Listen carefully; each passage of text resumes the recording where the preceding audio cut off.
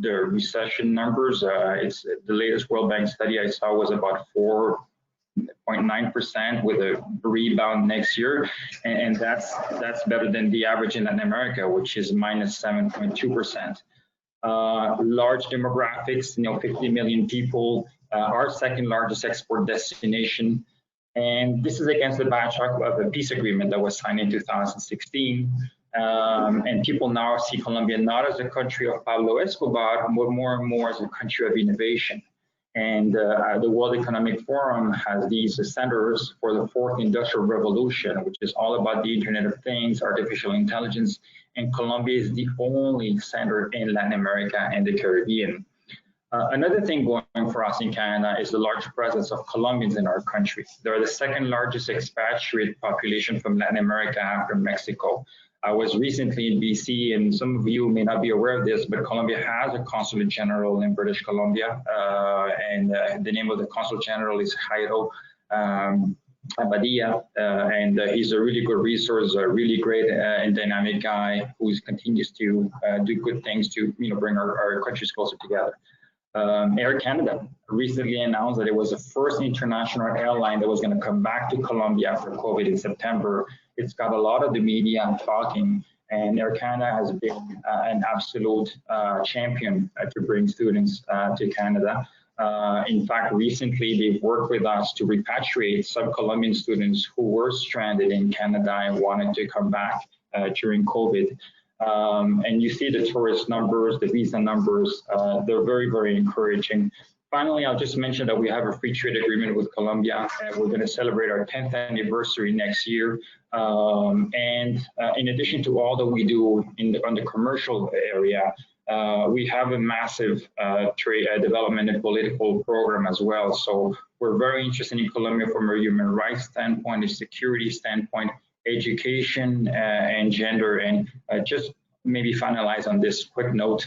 One of the reasons why Canada's education system has such a good reputation is also because we're a big investor in Colombia's primary education.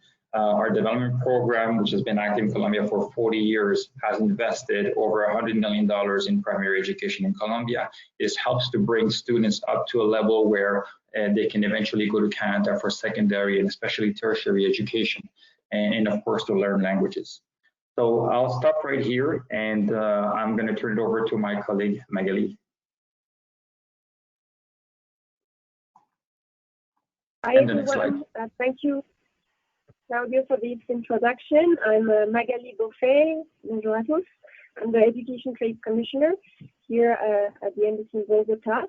So I'm going to share a little bit more numbers with you about Colombia and the education sector. I guess some of you are already very active in Colombia, and others might be just looking into Colombia right now. So in terms of performance, Colombia and the education sector has been performing quite well. Today, we are the third largest education market for Canada and Latin America after Brazil and Mexico. And we have to take into account that Colombia is a much smaller country than the two other ones. And according to CBIE, Colombia is in the top 20 source country of students to Canada.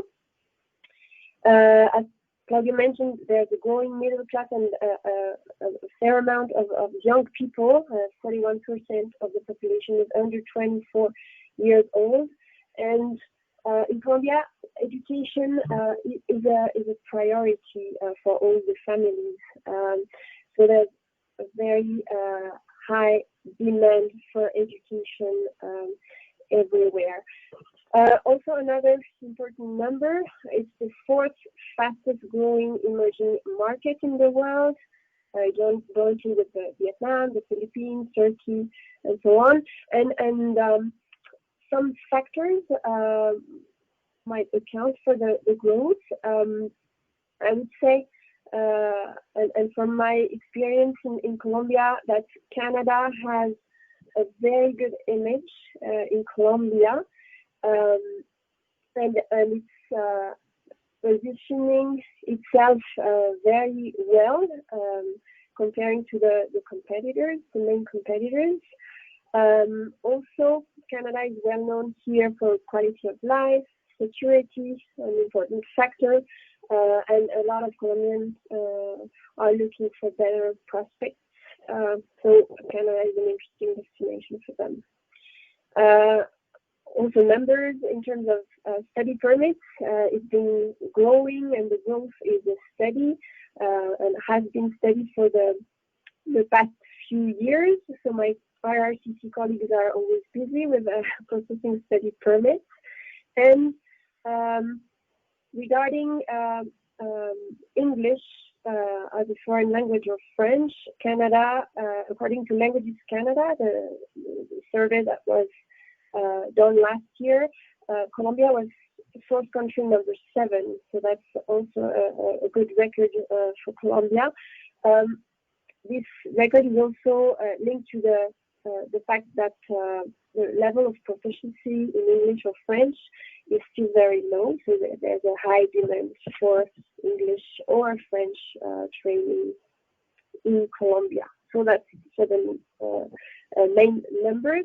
I'm going to talk now about COVID-19 and its impact on the education sector in Colombia and international education sector in Colombia. So as some of you might know, we are currently in one of the strictest in the world, actually locked down until June 30th, and sanitary emergency until the end of August. It means that the borders are closed until the end of August. And we are expecting a peak in the pandemic soon, at the end of the month, mid of July. So it's not over here at all. In terms of the impact on the education sector in Colombia, all the schools and universities went to online remote education, and all the schools, public and private schools, the private sector is very important here too, are closed until the end of July, and will start again in an alternate way from August. And for higher education, the biggest universities have already announced that they will continue next semester online. Some of them have announced discounts on tuition fees, and they are expecting a lot of students postponing their studies to the beginning of 2021. In terms of education promotion activities, we have cancelled all the traditional education fairs. We have shifted to virtual events. As you mentioned, it was quite successful a month ago, and we are looking into other opportunities to develop and offer virtual events for the rest of the year. Another important data too, Colombia is an agent-driven market, and the local education agents have been impacted very seriously. Many of them are operating partially, and we've been engaging very actively with the Colombian Association of Education Agencies for Studies Abroad, and they are trying to find innovative ways to keep positioning Canada and actively promoting destination and keeping students engaged on the ground too. And they are telling us that students are thinking about postponing their plans of study, but the majority of them are not cancelling it. And from the sector, they are thinking about forward and thinking that it will take at least 2 years for recovery for this sector. And I'm going to talk more specifically now about recruitment, some trends, opportunities, and maybe some recommendations. As you might know, Colombians are highly social. They are very active on social media. So for your approach in terms of digital marketing. You have to have that in mind, and you need to be innovative, come up with new ways of recruitment. I think it's a good time to start doing that new ways, more personalized interaction, and so on. So it's also a good time now to look for strategic opportunities and looking at other ways of doing partnerships with education agents, institutions, and in your messaging, it's very important to put forward the urgency of need to study, and Colombia is there is a big price sensitivity here, and even more after the pandemic. So you have to be very specific in your messaging and tie your campaigns and digital marketing to scholarships and discounts on tuition. That will be a way to position your offer very in a better way in Colombia.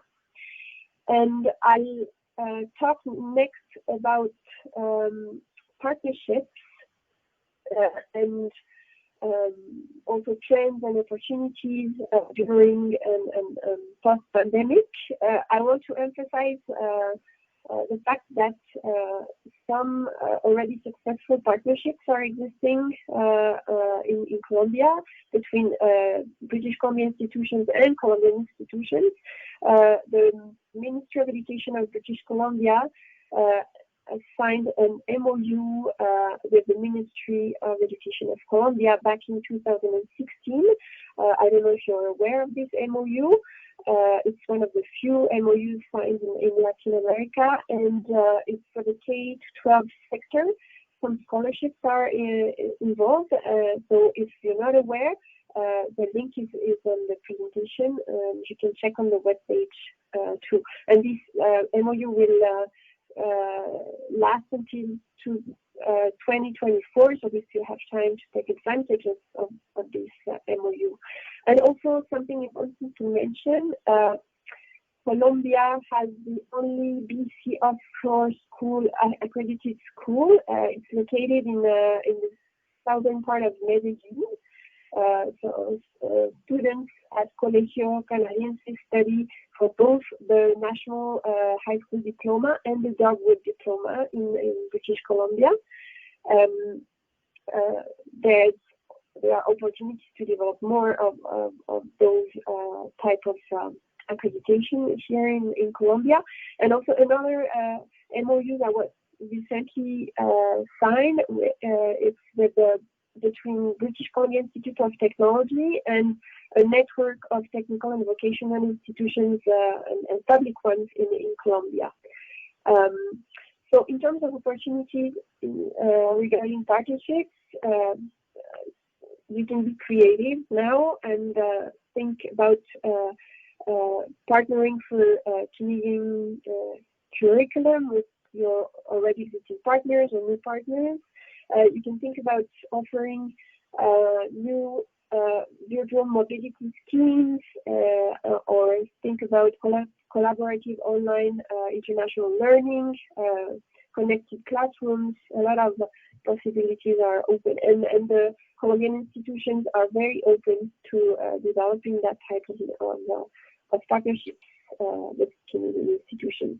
And as Claudia mentioned, there are some institutions funding institutions, private or public, that are providing loans to students, and there are possibilities of doing agreements with those institutions, and that way you get a lot of more visibility to Colombian students, because the students applying through those institutions can also apply for a loan.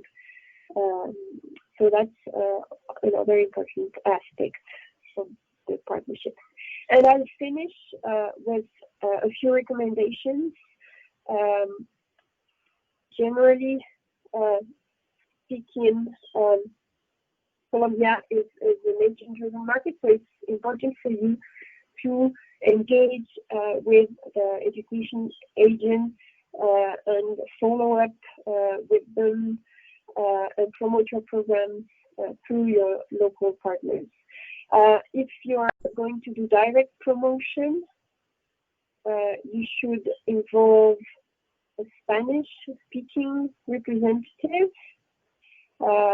It's important here to have someone that can communicate in the Spanish language.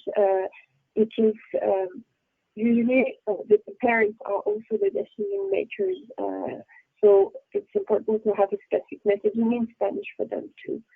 And you already probably know that relationship building takes time, so be ready to invest time. The trust building in Colombia is particularly long, and be careful that your partners and be strategic about them.